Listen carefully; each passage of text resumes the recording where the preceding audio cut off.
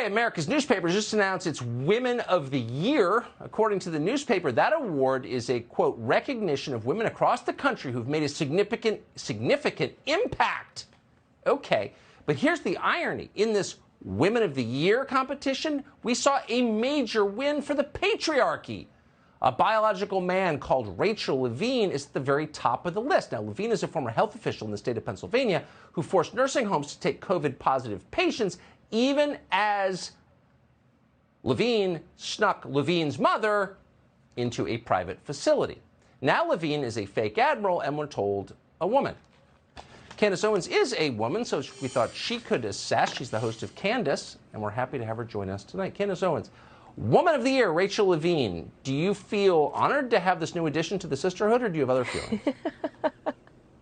What's a woman, Tucker? I'm confused. I don't know what a woman is anymore. Look, it's funny, and it's also pointedly ridiculous, and it kind of gets back to what I always say, which is that with progressives, they're always so progressive that they're actually just regressive, right? We saw this in terms of race. We were once the country that was aspiring towards not being able to judge each other by the color of our skin. Now we basically say, no. We have to only judge each other exclusively by the color of our skin. Same thing in the category of feminism, right? Early feminism, we were trying to create a space for women that was separate from men. We wanted women's sports. We wanted women to be able to compete differently. We had women that train, from the time that they're kids all the way up through college, to trying to compete at the level to say against other women. Well, now you can just throw on a wig and say, actually, I'm a woman too, and you can crush all of their records because it's so progressive. It's actually regressive. We're actually erasing women. And sadly, it was the feminists that got behind this early on that didn't have the courage to say, no, actually, that's a man that we're looking at, and feminists should be fighting this tooth and nail. By the way, where's Hillary Clinton? I don't want her perspective on Russia and Ukraine. I want to hear her perspective on this category. I want to hear her perspective on the person who ran on, oh my gosh, women are so oppressed and I'm a woman and vote for me because I'm a woman. She seems suspiciously quiet on this topic, doesn't want to really touch this topic about men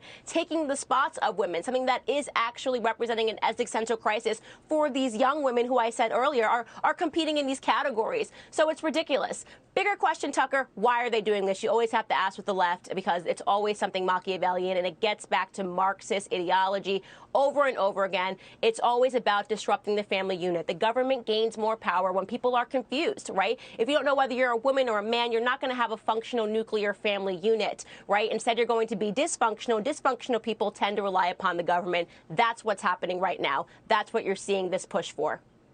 I mean, I've asked this a million times, but I still don't know the answer. If Rachel Levine can declare I'm a woman, then why can't I declare I'm Samoan and demand that you respect me? Is because I don't have the Human Rights Campaign backing me up? Like, what's the honest answer? If we can be whatever we want to be because we wished it, why can't I be whatever I want to be? Well, I think we need to turn around and Rachel Dolezal has owned an apology. So who cares if she was born white? Who cares if she was tinting her skin color? She felt on the inside that she was a black woman. And I feel it's absolutely ridiculous to state that a woman can be a man can be a woman. Well, why aren't you black, Tucker? And why aren't I white? Why can't we just pick our races as well? It's that ridiculous. And that, by the way, is a question that trans people never want to answer. Can you just pick your race? And they go, oh, of course you can't pick your race. Of course you can't pick your race, and of course you can't pick your gender. You're born the way that you are. But what we're talking about, Tucker, of course, is reality, and the left doesn't work in reality. I mean, of course. I mean, and by the way, race is a much shallower category than gender. I mean, the sex differences are much deeper than racial differences. So, like, if you can change your sex, whatever. It's too crazy, and thank you for not playing along. I appreciate it. So, in a story that has not got enough attention, we're going to say it again. Saudi Arabia has announced it may begin to sell oil to China using the Chinese currency instead of the U.S. dollar. End of the petrodollar. You should at least know what's coming, and we'll tell you straight ahead.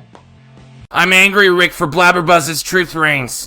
Check out my videos on how woke companies are destroying American society and culture. More importantly, download the Blabberbuzz app from the iOS store and debate with other patriots who love America. You will even find loony liberals on the app that you can make fun of. Make the Blabberbuzz app part of your daily reading and time-wasting routine. Don't forget to share this video with your patriotic friends. And download the Blabberbuzz app. That's right, download it now. Truth Reigns.